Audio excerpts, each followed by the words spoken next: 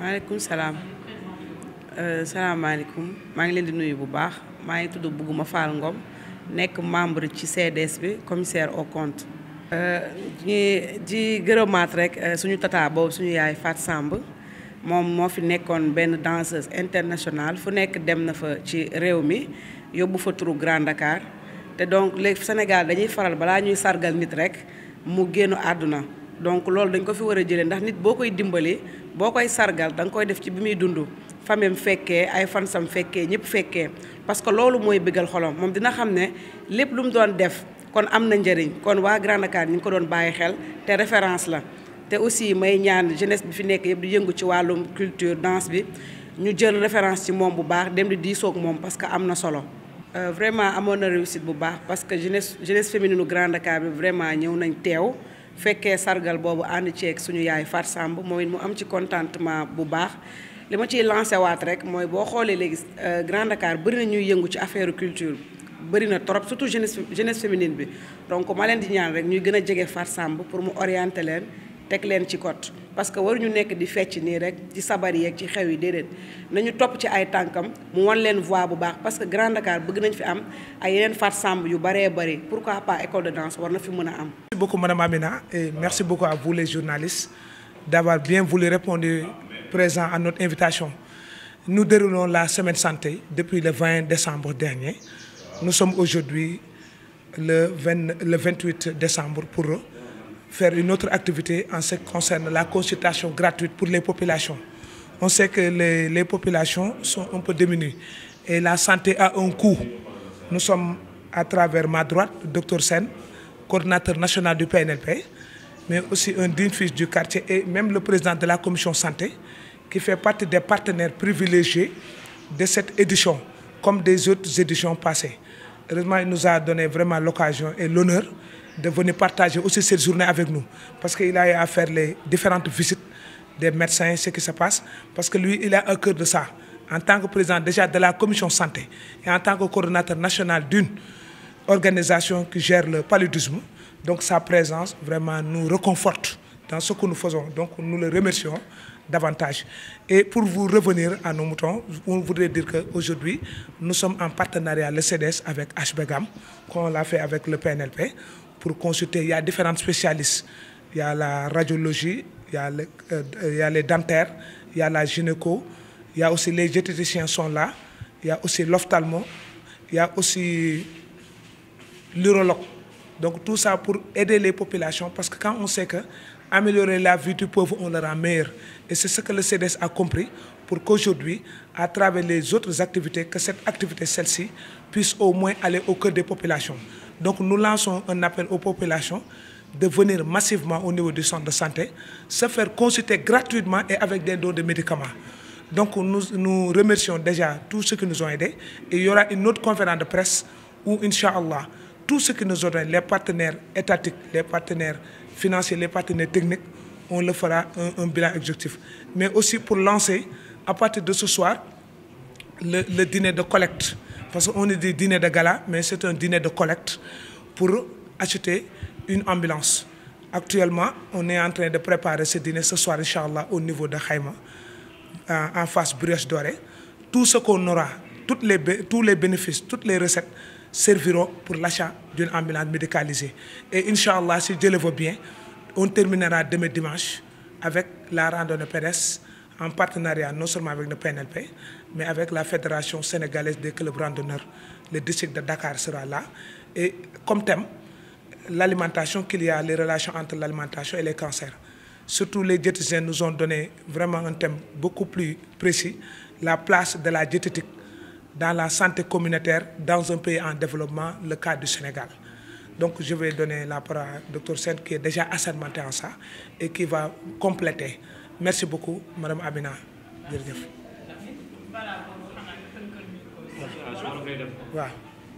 waaw kay ñu ngi leen di gërëmaat di leen sant wax ni bëggumaa ngi nii taxaw léegi jëkkati na kàddu gërëm population Grand Dakar yëpp si xew-xewu démb bi amoon ndax dañ doon sargal Fatou Samb mu nekk jigéen ju baax jigéen bi nga xam ne modèle la ci Grand Dakar si aar gi muy yëngatu mu wane si ay qualité rare ak brillante ba nga xam ne métier yëpp a baax waaye nit di nga am si métier nga wane si ay valeur ay vertu ba ku nekk bëggul woon métier boobu sax dina bëgg métier bi moom bëgguma nag si turu CDS ak jigéen yi nga xam ne ñoo ko porté woon ñu ko doon delloo hommage te loolu du fi yem ndax dafa baax Grand Dakar ñu bokk ndey bokk baay kenn ku si nekk sa côté ak loo mën doon muy menuisier muy métallique bi que le CDS soit le fédérateur parce que CDS bi tey moo war a fédérer ñëpp toutes les associations tous les segments de la population toutes les forces vives pour ñu bokk benn mbir bi nga xam ne mooy santé ku niwul naam doo fa nekk moo tax léegi bëgg mu wax naka tey nag ñu am chance am honneur am vraiment privilégié que le docteur Sène le coordonnateur national PNLP ñëwoon doon visiter les différents services ak aussi les médecins di xool tamit journée tey bi nu mu demee nga xam ne lii du lu bees ndax boobu ba tey mi ñu accompagner bii c'est la 3e édition te chaque année bu ñëwee rek danañ jël son programme mais aussi il est le président de la commission santé bu commune de Grand Dakar donc moom tey c'est l'agent de liaison entre la commune et le CDS parce que moom tamit il va rendre compte à qui de droit te lii yëpp dañ koy def dañuy seeti monsieur le maire de la commune nga xam ne c'est le premier magistrat mu jox ñu su ndigal mais il nous a mis en rapport avec docteur Sène te boobu ba tey il nous entoure beaucoup d'égards il nous oriente il nous aide il nous conseille loolu aussi dañu profiter remercier ko tey nag ñu def consultation gratuite ànd ceeg waa HBGAM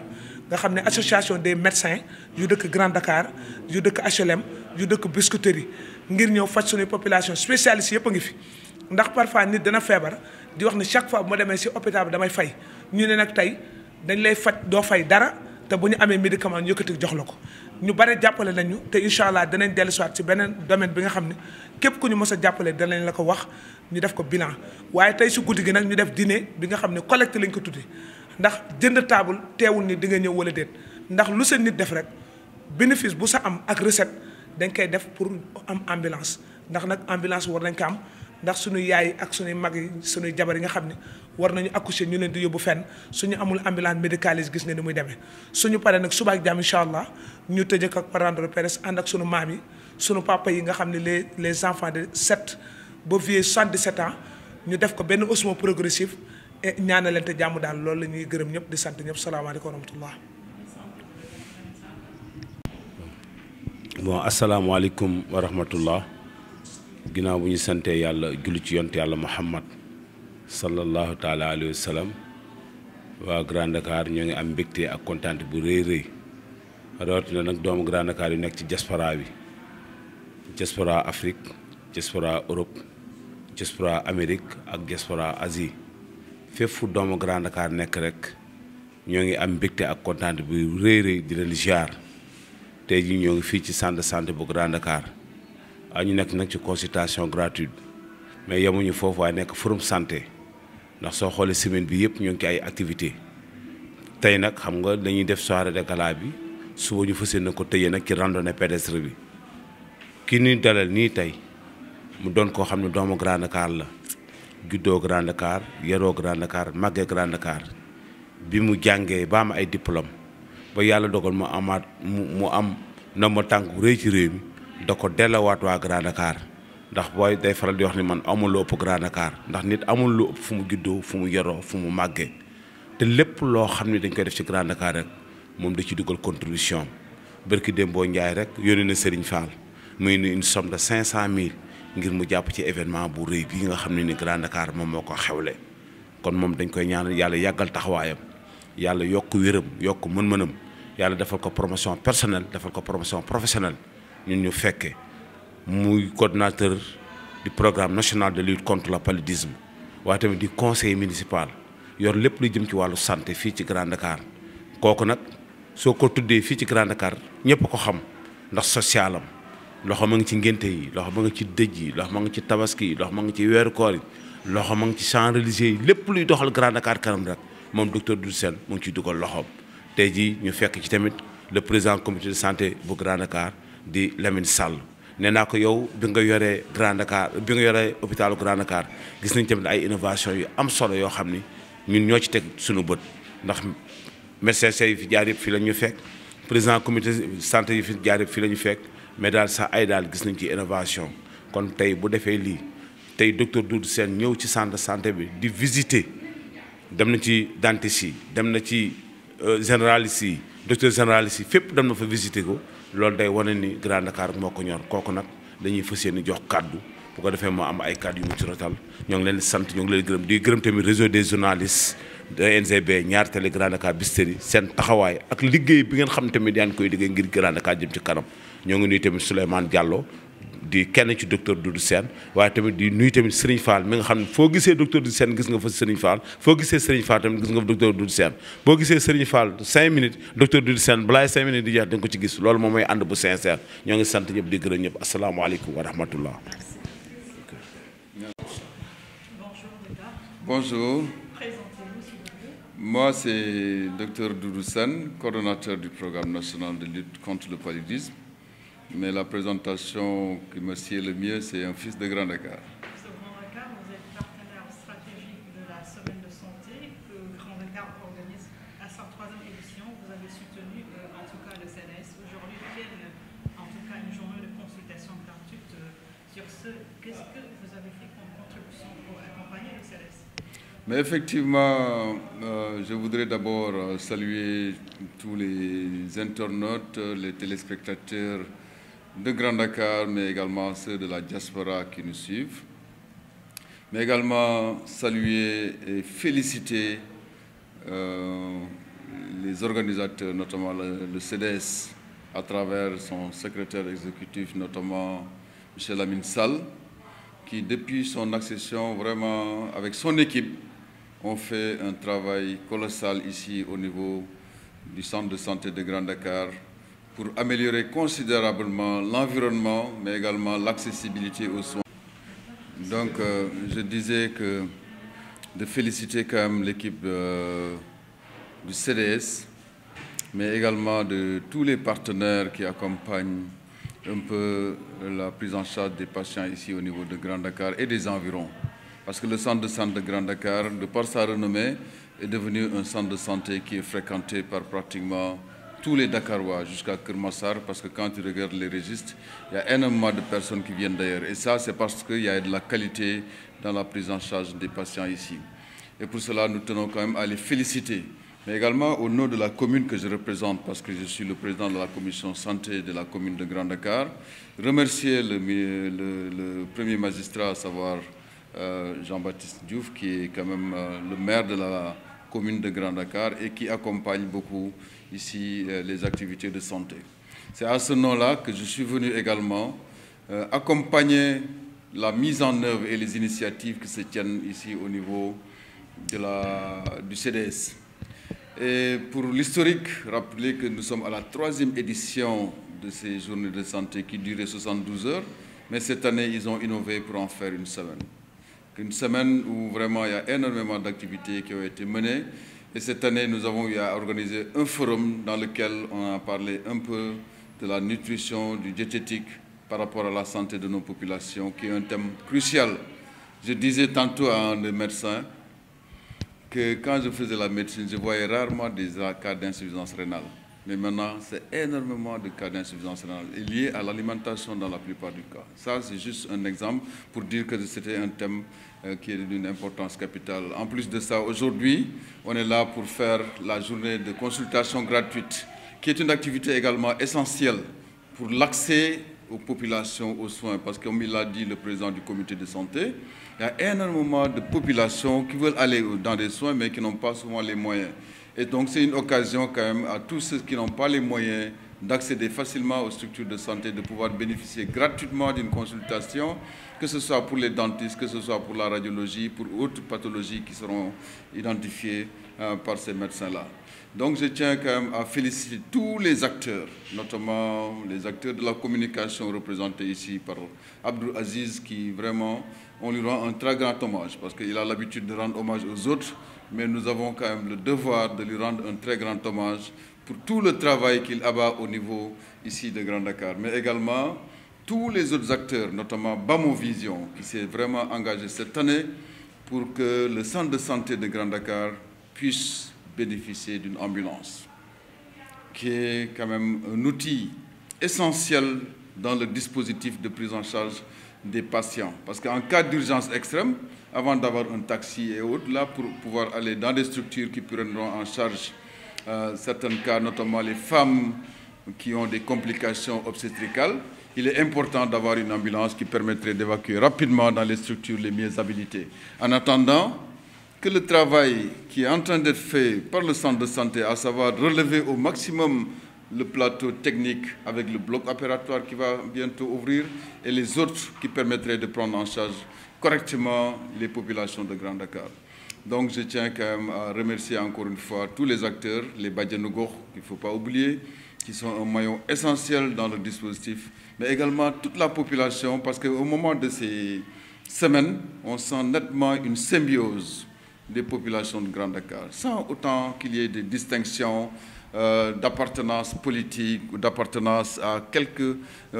disons, horizon que ce soit. Je pense que c'est une initiative qu'il faudra accompagner toutes les années pour qu'il y ait une meilleure entente des populations. Parce que ce que nous avons en commun, c'est Grand Dakar. Et chacun peut apporter sa contribution à travers la santé pour le bien-être de notre communauté. Et donc, encore une fois, félicitations à toute l'équipe.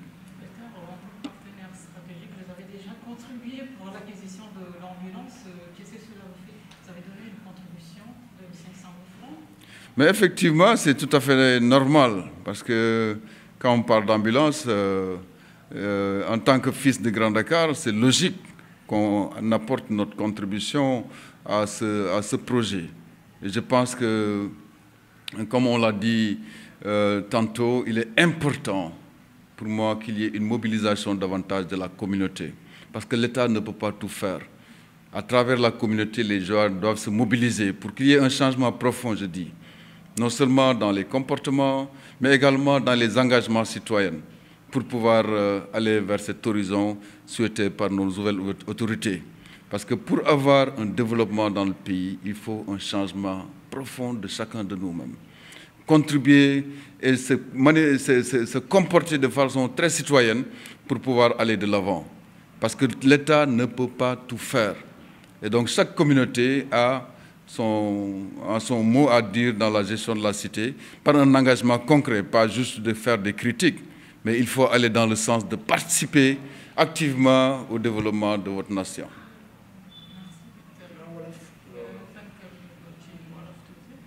waaw xanaa di sant suñu borom di gërëm également ñi nga xam ne ñoo nekk ci initiative bien que ñun ñu ngi ci en tant que représentant de la mairie parce que man maa yore commission santé bu commune de Grand Dakar mais également partenaire à travers fi nga xam ne foofu la ma yàlla teg actuellement nii muy programme national de lutte contre le paludisme paludisme xam nañ ne ci Sénégal fépp la am ba tax na fu ñu yëngu ci santé rek am naa pour apporter sama contribution pour ñu mën a gën a fagaru bu loolu jàllee semaine bi nga xam ne moom la ñu nekk nii muy semaine santé muy initiative bu CDS jël en partenariat avec ki nga xam ne mooy la commune de Grand Dakar et cette année ñu koy jàppale mooy waa Bamo Vision di leen sant di leen gërëm ci initiative bi tey nag mooy journée médicale yi nga xam ne moom la ñuy def dafa fekk ñu defoon forum bi ba pare di waxtaan ci wàllu dundin ak ci ni ñuy lekkee pour suñu wërgu yaram boo xoolee tey jii maa ngi koy wax sànq bu njëkk ba man ba may jàng médecine pour nga gis feebaru roñoo doon nga toog lu yàgg balaa nga ko gis mais léegi boo xoolee pratiquement ñiy defee dialyse bari na bari goo xam ne te loolu yëpp lekk bi ak moo koy faral di indi loolu am solo la donc mu nekk thème bu important bu forum bi jàllee tey ñu nekk ci consultation gratuite bi mais am na ay sargal yoo xam ne def nañ ko suñu jigéen bu baax fii muy soxna Fatou Samb nga xam ne tey sur le plan international ci aar bi muy yëngu ñëpp reconnaître nañ ko en tant que fille de Grand Dakar c'était logique ñu sargal ko bi ci des mooy ambulance ñëpp a ko yittewoo tey jii centre de santé ñi ngi def ay jéego pour améliorer le plateau technique mais ambulance daf ci war a bokk parce que am na ay urgence yoo xam ne day laaj ñu yóbbu ko beneen hôpital parce que tey jii boo xoolee li ñuy wax carte sanitaire centre de santé mi ngi dépendre ci Gaspard Camara diggante bii rek lu ne xaj na fi diggante fii ak Gaspard Camara ci jigéen bu wërul par exemple bu am complication balaa ngay am oto bu ko jël faatu mën na cee xaj donc ambulance dafa nekk lu am solo di ñaanal toute la diaspora tous les fils de Grand Dakar même au-delà des fils de Grand Dakar ku ci mën a contribuer nga contribuer ci pour jàppale structure bi di centre de santé bi pour ñu am ambulance donc tey ci seen soirée de gala bi mooy soirée boo xam ne tey jii c'est pour collecter des fonds yoo xam ne tous les bénéfices yu ciy génn foofu lañ koy yóbbu. Donc di ñaan képp koo xam ne yaa ngi koy dégg nga indi sa contribution nga nekk fii comme nga nekk bitim réew. Soirée bi prétexte la rek parce que jamono moo de bindoo noonu ñu mën a dajale nit ñi pour ñu mën a contribuer ci li nga xam ne mooy mobilisation bi ñu war a def. Tey consultation yi kii wax na ko, gis nañ ay nit ñu bari, loolu day faciliter li nga xam ne mooy population bi ñu am ay soins. Tey dentistes yi ñëw nañu, occasion la ba ma duggee foofu ma ne leen tey ñu bëri dañuy négliger ay bëñ te feebaru bëñ mën na dem ba ci xol, am na lu ñuy wax endocardite ci bëñ lay tàmbalee. ba tax na loolu yëpp dafa am solo donc pour initiative bi nga xam ne tey CDS jël na ko en rapport avec la commission santé ci mairie bi mais également Bamo Vision di féliciter ñëpp di remercier également Aziz dafa nekk doomu Grand Dakar boo xam ne moom wax dëgg fa la dañ ko war a sargal parce que li muy liggéey ci Grand Dakar ñëpp gis nañ ko moom amul xaaj mag seen ci kenn wax dëgg fa la moom macha allah. ba tax na tey jii mënuñu lu dul féliciter ñi parce que initiative bii day boole waa Grand Dakar. Grand Dakar dafa nekk quartier boo xam ne ñëpp bu ñëwee ci journée yi doo xam ku nekk fan nga bokk di profiter di wax nag ab askan noonu la. tey am nañu chance am ay autorités yu bees ñuy woote pour ñu mën a soppi réew mi te réew mi buñ ko bëggee soppi kenn ku nekk yaay soppi sa bopp. di xool li nga xam ne mooy lu baax lu gën nga participer ci pour jëmale sa réew kanam donc loolu laa amoon comme message di sant ñëpp di gërëm ñëpp.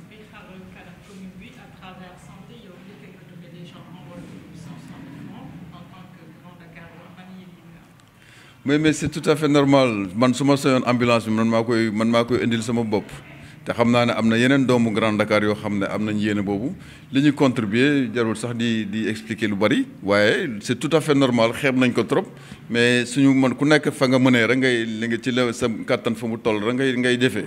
donc loolu moo taxoon ñu del participer ci lii nga xam ne mooy acquisition ambulance mais en même temps organisation journée yi en tant que président de la commission santé c'est tout à fait normal que ma participer ci parce que yàlla moo def ñu am as tuut ñu am na yéene def ko ci biir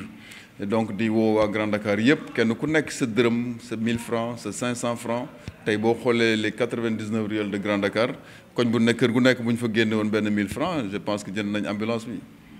donc di sant ñëpp di gërëm ñëpp jërëjëf. Merci Amina Baye Dépêche Afrique. Dépêche Afrique. Amina. Waaleykum salaam.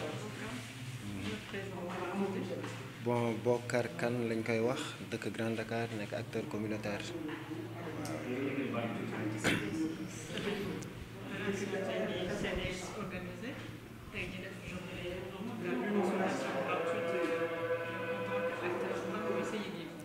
Sentiment de fierté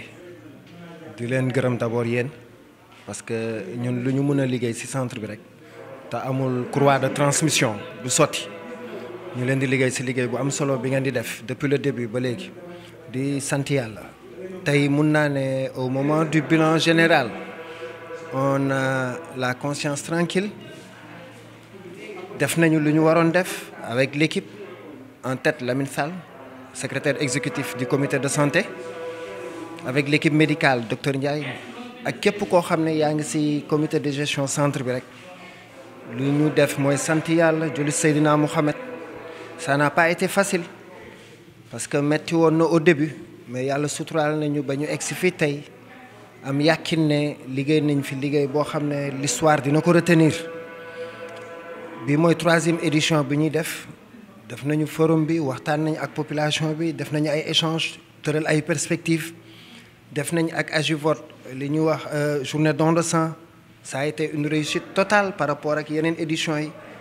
tey ñi ngi def benn journée de consultation gratuite qui entre en droite ligne par rapport ak semaine santé bi nga xam ne initié nañ ko. ñi ngi def gala bi ce soir di def randonnée bi demain. Je pense que ça a été des moments forts de communion avec les populations de Grand Dakar, mais surtout un moment pour tirer un bilan extrêmement positif. Fierté totale. tey daanaka maa ngi yëngatu ci action communautaire maa ngi yëngatu ci politique mais li may yëg ci centre bi par rapport ak bilan bi yëguma ko fenn yëguma ko feneen. Sentiment du devoir accompli. Féliciter Lamine Sall, féliciter son équipe. ñoom Bougouma Sali Mbose tonton Fall, féliciter le corps médical, féliciter les médecins, les ASC qui sont là, féliciter tout le personnel du centre. On a accompli un travail exceptionnel pendant ces dernières années. Un travail qui a été très difficile. Mais difficile n'est pas le chemin. C'est le chemin qui est difficile. Tay sant nañu yàlla parce que xam nañ ne li ñu fi liggéey nekk na loo xam ne askan bi teg nañ ci seen bët nekk na loo xam ne day jëriñ askan bi te loolu l'histoire va retenir encore une fois. Donc fierté la ñu am, conscience tranquille la ñu am di gërëm le mouvement associatif parce que ba dara dul dara ñoom la woon ñoom ñoo ngemb Lamine Sall ñoom ñoo accompagner Lamine Sall ak équipe am ñoom ñoo ko dooleel ñoom ñoo koy conseiller donc fi ñu egg si tey mouvement associatif yi daf fi am wàll.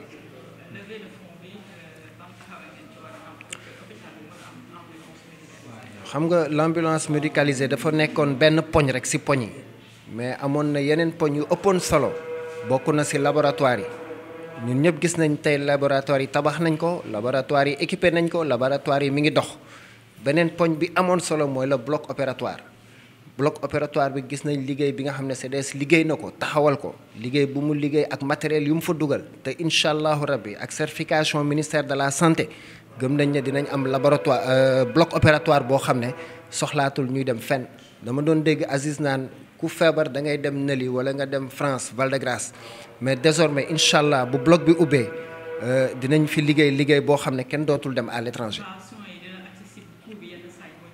xam nga centre de santé bi nag li ñu koy bàkkoo di ko ndamoo mooy c'est un centre de santé extrêmement bien équipé mais à moindre coût loolu ñëpp ko wax. ñëpp koy bàkkoo ñëpp koy ndamoo loolu nag liggéey la boo xam ne c'est pas évident munoo am matériel bu performant am personnel médical bu exceptionnel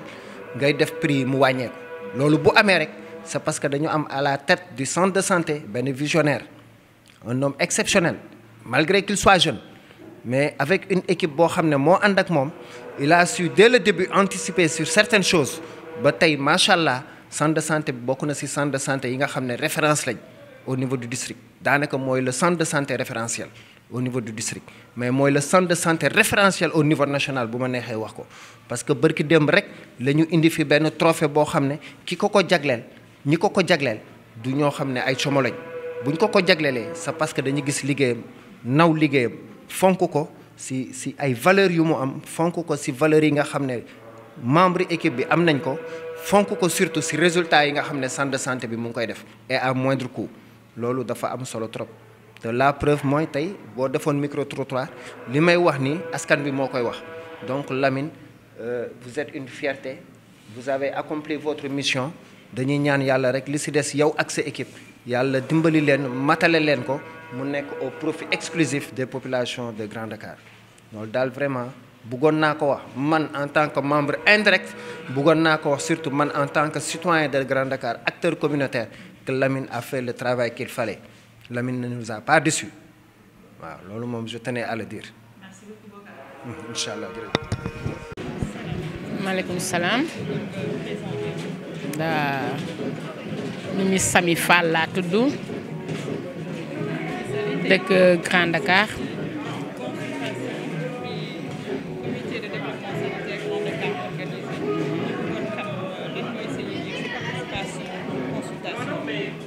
waaw dama gis ne consultation gratuite bi lu baax la ci Grand Dakar Grand Dakar wax dëgg yàlla 3 jours yëpp sensibiliser nañu ñëpp ne leen am na journée gratuite am na ay manifestations yu ñu def nañu programme élargir ak yooyu yëpp suba am na randonnée wax dëgg yàlla tey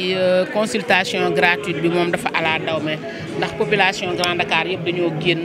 participer ñëpp ñëw def gaay bi ñu ñëwee aussi fekk nañ fi ay médicaments yu bëri waaw fekk fi dispositif boo xam ne bu baax fekk fi ay médecins yoo xam ne bu bëri rang bi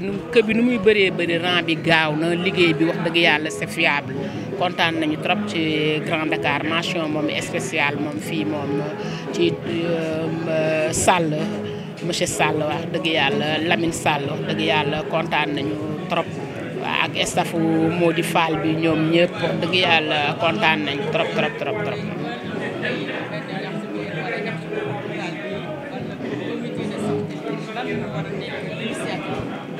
waaw li ñu war a ñaxtu mooy à chaque fois bonne volonté yi rek la ñuy bëgg ñu gën a jàppale comme monsieur le maire Jean-Baptiste Diouf gën a mouiller le maillot tamit ci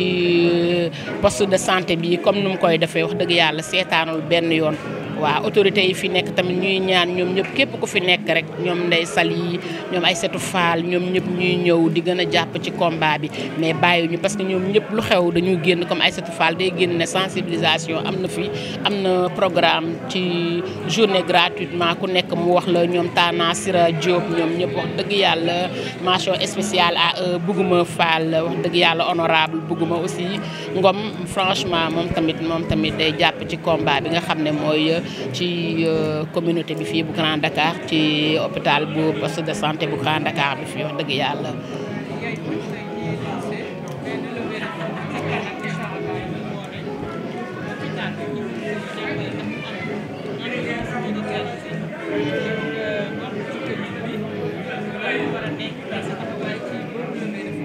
waaw boobu levée fonds dinaa ci kontaan trop. may ñaan yàlla actuel gouvernement bi fi nekk yàlla nañu dégg bu baax a baax pour mun a jàppale Grand Dakar aussi bu baax a baax ci levée de fonds yooyu ba ñu mun a am ay ambulance am loo xam ne sax lu raw ay ambulance xam nga gën a mun a réceptionné waat fii hôpital bu Grand Dakar fii dégg nga wax dëgg yàlla nañ ci kontaan trop waaw.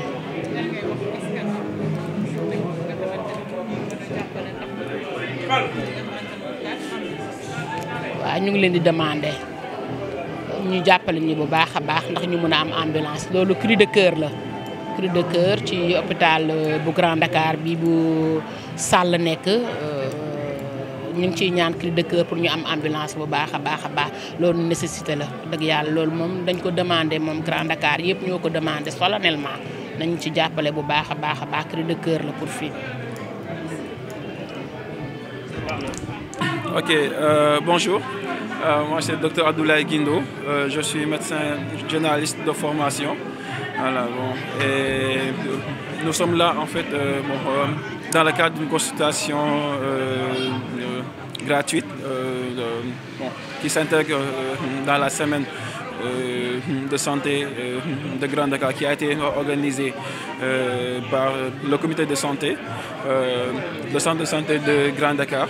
Et également avec la AGIFOD et en partenariat avec nous, la HBGAM qui regroupe tous les personnels de santé des HLM, Biscuiterie et de Grand Dakar. Ouais.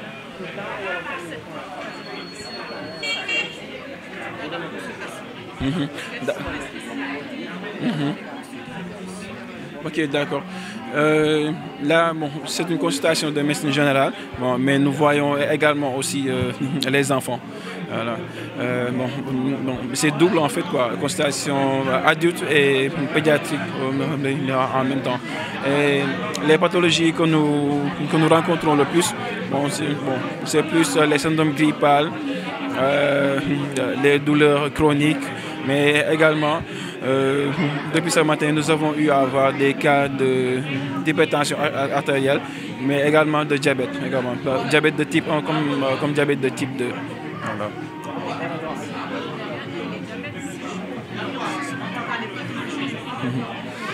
Voilà. Oui,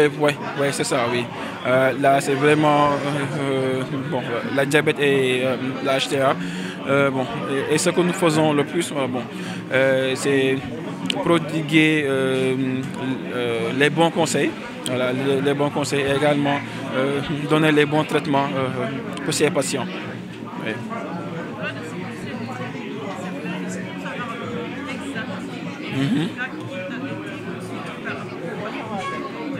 Oui. Ah, d'accord. Ah oui, bien sûr. Bon, l'hypertension artérielle, ce qu'il faut savoir que c'est une maladie à bas bruit en fait. Voilà, c'est une maladie à bas bruit. Bon, ça veut dire qu'on peut l'avoir durant une très longue période sans avoir de symptômes. Voilà, bon. Mais le jour où elle va se manifester, ce sera carrément le jour des complications. Et voilà, c'est pour cela qu'il faut vraiment guetter l'hypertension artérielle, comme dans ce cadre en faisant des journées de consultation, en mesurant la tension de la population, mais également aussi en prenant la glycémie des patients à risque aussi, voilà, pour pouvoir dépister et la HTA et également le diabète. Voilà. Le chiffre, bon, pour le moment, ce sera un peu difficile d'avoir les chiffres, mais quand même, pour moi seul, sur ma fiche de consultation, j'ai 3 cas de HTA, d'hypertension artérielle, mais également 2 cas de diabète. Un diabète de type 1 et un diabète de type 2. Voilà. Voilà. Merci, je vous en prie.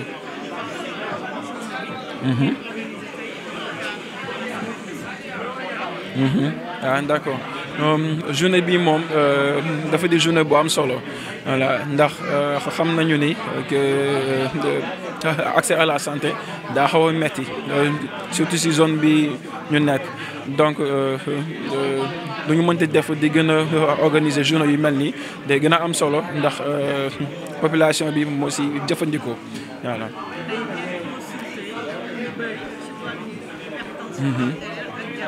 Waaw.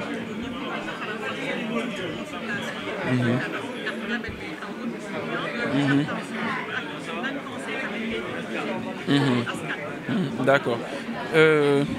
Instant nii pour le moment ci consultation bi am nañu ay cas wu socc ay cas wu grippe mais waaye tamit gis nañ tamit ay cas wu tension mooy tension buy yéeg bi tubaab di naan HTA waaye également ay cas wu diabète diabète comme ni nga ko xamee ne mooy suukar bu yéeg trop mooy ci deret bi dañu war a xam ni mooy tension ni ko tubaab di waxee moom feebar bu du wax la waaw feebar bu du wax la waaye bis bu xasee ñëw rek day fekk ni complication yi moom moo nekk suñu kanam te loolu moom foo ñu jël ko en charge également diabète da di feebar boo xam ne bon maladie chronique la quoi mooy maladie bu dul wér voilà te li gën moo ñu teel ko xam ñu teel koo jël en charge ba nga xam ne doo mën a def say complications.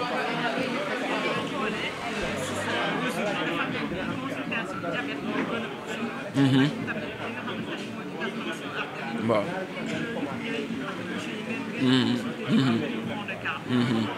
Waaw dëgg la waaw sunu constatation moom instant nii li ñu gisagum diabète ak tension bëri nañ ci waaw bëri nañ ci lool nekk lool kay waaye loolu tamit ngir gën ko mën a saafara mën nañ def ay campagne de prévention voilà mooy dem ba si askan wi wala comme ni ñu ko defee nii rek tey mooy ay journée de consultation gratuite ngir mën a jox askan wi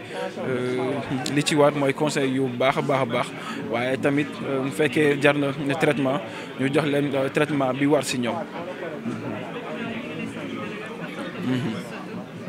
maa ngi tudd Abdoulaye Guindo nekk médecin généraliste jàngee fii nii Dakar Université Cheikh Anta Diop merci beaucoup.